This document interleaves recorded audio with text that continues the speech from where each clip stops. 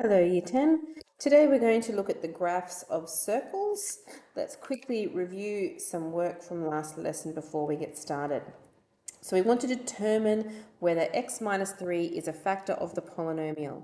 To do that, you sub in p of a positive 3, it's always the opposite symbol, into the polynomial to see what you get.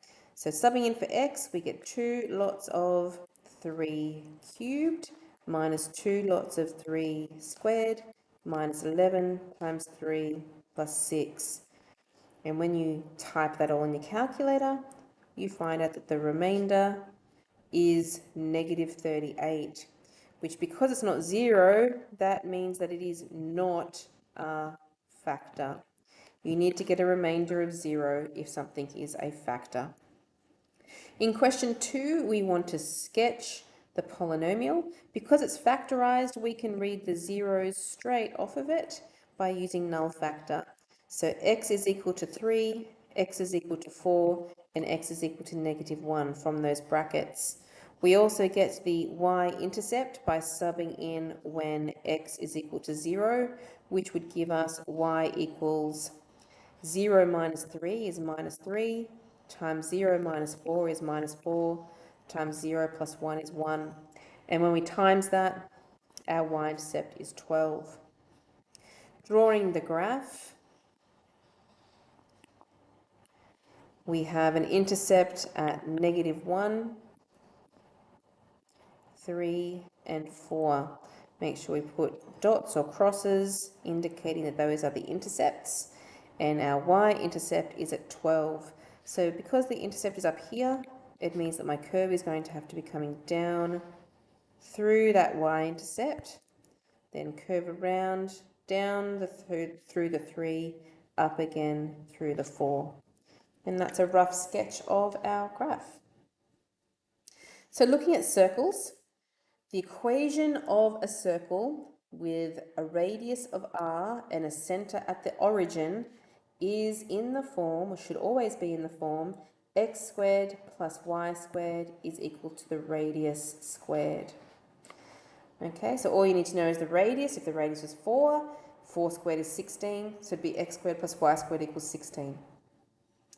If you were to rearrange the formula and get x by itself, you would get this equation here. X is equal to plus or minus the square root of r squared minus y squared. The plus or minus comes from square rooting, when you know you can have either positive or negative numbers when you square rooted from a perfect square or from a square number. So then that gives you two possible graphs. They are semicircles. If you take the positive version, so the plus sign, you will get a semicircle where the x values are always positive, which is a semicircle that looks like that. If you take the form where the negative is in front of the square root, that means that you have the x values are always negative, like that. If you rearrange the formula to get y by itself, you will get this equation. This will give you two other types of semicircles. If you take the positive version, it means the y values, because it's a y equals equation, the y values are always positive, so it'll be a semicircle above the x-axis. If you take the negative version, it will be a semicircle that is below the x-axis, where y is negative. Okay, so let's have a look at some questions. Question number 1. Find the radius of the circle x squared plus y squared is equal to 64. So the radius comes from this number on the end, the 64. That number is equal to r squared, which means the radius when you square root is equal to 8. Not plus or minus, because you can't have a negative radius. Question 2 on the next page, consider the equation x squared plus y squared is equal to 9. State the coordinates of the center of the circle. All of the circles that we're looking at today are going to have centers on the origin, which is 0, 0. The radius for part B is the square root of 9, so the radius is equal to 3. Part C, find the values of y when x is equal to 2. So I want to sub that the x is equal to 2 into my equation where the x is. So that's going to be 2 squared plus y squared is equal to 9. 2 squared is 4, so I'm going to subtract the 4 to the other side. So that will be y squared is equal to 5. And then square root to get rid of the squared, and you'll have plus or minus square root of 5. D says find the values of x when y is equal to 1. So putting y is equal to 1 into our equation, we would have x squared plus 1 squared is equal to 9. 1 squared is 1, so subtracting 1 from 9, we get 8. Then square rooting the 8, we would get plus or minus root 8. Or if you simplify your third, that would be plus or minus 2 root 2. Now, with all this information, we want to sketch our circle showing the intercepts. So draw yourself a nice Cartesian plane.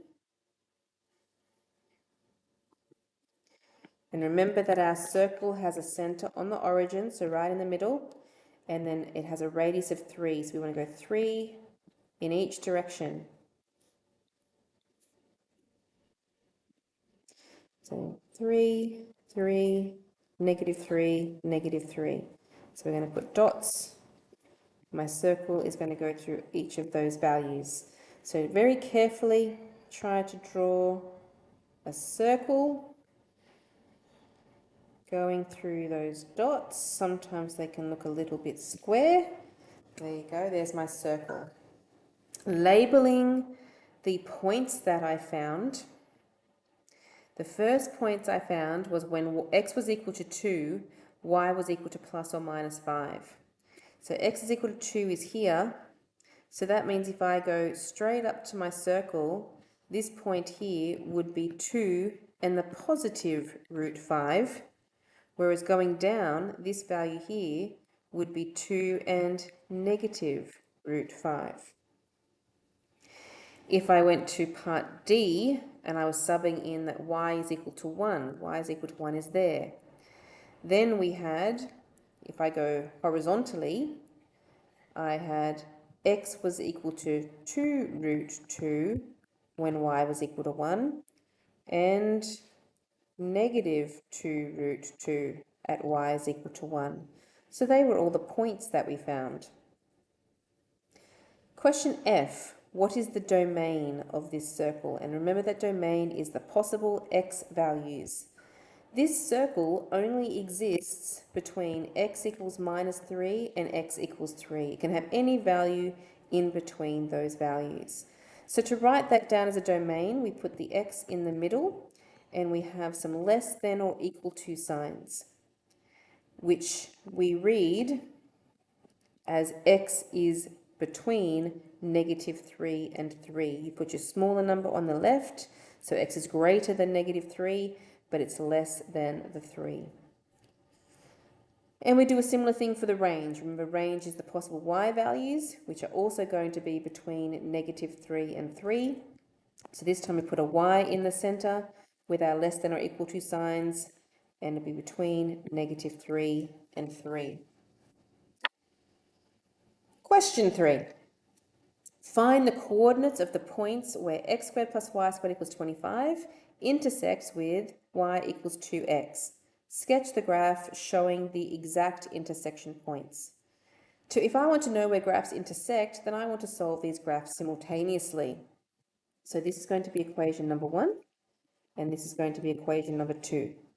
Because I am working with graphs that are not all straight lines here, the best method to use is the substitution method, and I am going to sub equation 2 into equation 1, which means that the 2x, which is equal to y, is going to go in there in the y value.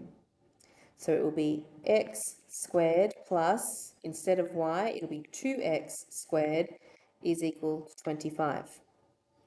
Expanding my bracket, 2 squared is 4, so it would be 4x squared equals 25. X squared plus 4x squared is 5x squared equals 25.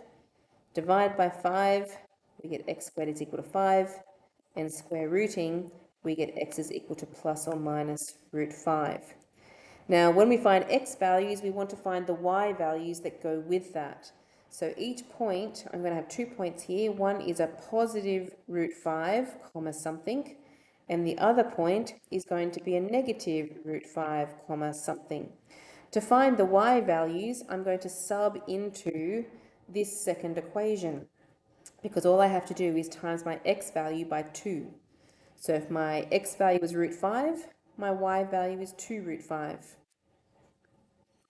If my x value is negative root 5, it's going to be negative 2 root 5.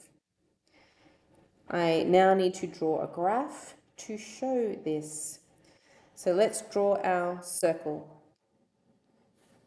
Our circle would have center on the origin and a radius of 5. So let's go 5 spaces each direction.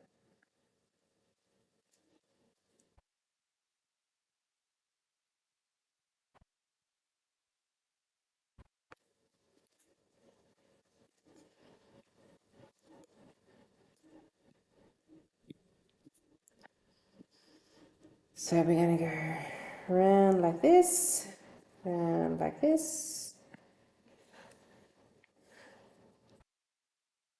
Okay, so there's my circle. Then my second graph is a line. We have y equals 2x. The y-intercept of that line is 0, so starting at the origin, and then we have a gradient of 2. So we rise 2, run 1. We could rise 2 again and run another one, but my straight line is coming up. Ooh, that was a bit wobbly. Let's try again. It's coming up like that. So these 2 points of intersection was what I was trying to find. So this top point would be when x equals positive root 5 and positive 2 root 5. And then this lower point would be the negative root 5, negative 2 root 5. Question 4. Sketch the graph of y equals negative square root of 9 minus x squared. So seeing those square root signs in there means that we're now working with semicircles. So the radius of the first semicircle is going to come from that 9. We square root the 9, which means the radius is equal to 3. Because it's a y equals equation, we are wanting the y values to be negative. Negative means below the axes, so my semicircle is down here. And with a radius of 3, it would be 3, negative 3, and negative 3 to label those values. For the second one, we have an x equals a positive square root of 5 minus y squared. So the radius is going to come from the 5, and I need to square root it. So the radius is the square root of 5. Because it is an x equals equation, I want the x values to be positive, and they're positive on the side of the y-axis there, which means that the value up the top would be a positive root 5, and negative root 5. So when I get to question 5, I have a semicircle, and I need to find the equation. Because it is on the left-hand side of my y-axis there, that's when the x values are negative. So it's going to be an x equals equation, negative, square root of the radius squared, and my radius is going to be 2 root 2 squared minus y squared. 2 root 2 squared is 8, so it is 8 minus y squared. All right, time to do 10i.